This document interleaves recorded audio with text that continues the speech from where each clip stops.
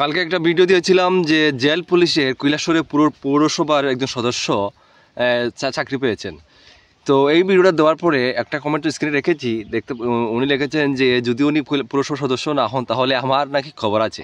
আর অনেকে আছে যারা মানে আমাকে বারবার ফোন করছেন, অনেকে হোয়াটসঅ্যাপে মেসেজ করে বা কমেন্টও আছে, আর অনেক কমেন্ট আছে যারা আমাকে ওয়ার্নিং দিচ্ছেন যে ভিডিওটা ডিলিট করার জন্য। তো এইসব যে পটকাবাজি হুমকি, এইসব আমাকে না দিয়ে ত্রিপুরার মধ্যে যে আরও আছে না তোমাদের সরকারের 5-8টা চ্যানেল আছে না, ওই সব চ্যানেলকে গিয়ে এইসব হুমকি দিয়েন।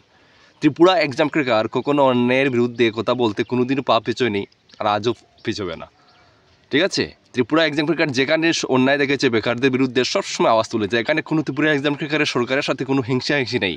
ত্রিপুরার এক্সাম ক্রেকারের উদ্দেশ্য বেকারদের পাশে দাঁড়ানো, বেকারদের সাথে কোনো কিছু অন্যায় হলে তাদের পাশে দাঁড়ানো। সরকারের সাথে আমার কোনো পার্সোনালি কোনো রেষারেষি নেই। ঠিক আছে, তো এইসব হুমকিবাজি ওইসব চ্যানেলদের গিয়ে 5-8টা চ্যানেলদের গিয়ে ওইসব তাদেরকে দিন, ত্রিপুরা এক্সাম ক্রেকারকে না।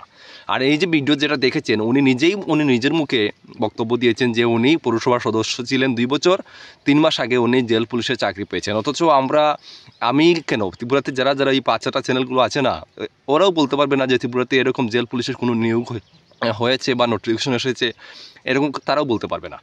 ঠিক আছে, তো এইসব হুমকি, এইসব মানে ওয়ার্নিং ওইসব 5-8টা চ্যানেলদেরকে দিয়েন, ত্রিপুরা এক্সাম ক্রেকারকে না। ত্রিপুরা এক্সাম ক্রেকার কারো পা ছেটে থাকে না। ঠিক আছে, আজকে এই জায়গায় নিজের দমে এসেছি, আমাকে যারা ভালোবাসে তাদের ভালোবাসায় এসেছি। ঠিক আছে, এটাই হচ্ছে কথা। আর উনি নিজেই বলেছেন এই কথাগুলো, আর বিভিন্ন ফেসবুকে ইউটিউব চ্যানেলে এই ভিডিও আছে, সেই জন্য আমরা দিয়েছি। আমি ত্রিপুরা এক্সাম ক্রেকার নিজে গিয়ে ওই মহিলার ভিডিও করিনি, নিজে বানিয়ে দেইনি। ঠিক আছে, ওই মহিলা বলেছে নিজের মুখ দিয়ে, সেই জন্য আমরা দিয়েছি।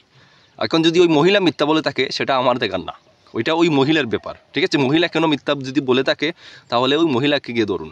ঠিক আছে, সেটা আমাকে শুনিয়ে লাভ নেই। আর যদি এটা যদি মিথ্যা হয়, মহিলা যদি মিথ্যা বলে থাকে, পরবর্তী সময় যদি এরকম কোনো প্রুফ দিতে পারেন তাহলে আমরা আবারও ভিডিও বানিয়ে দেবো, বলবো আমাদের ভুল চেয়ে নেব। আগে ওইটা প্রমাণ করেন যে মহিলা মিথ্যা বলছে। আর এইসব আবারও বলছি, এইসব হুমকি, এইসব ওয়ার্নিং ত্রিপুরা এক্সাম ক্রেকারকে না দিয়ে ওইসব 5-8টা চ্যানেলদেরকে দিয়েন, ত্রিপুরা এক্সাম ক্রেকারকে না।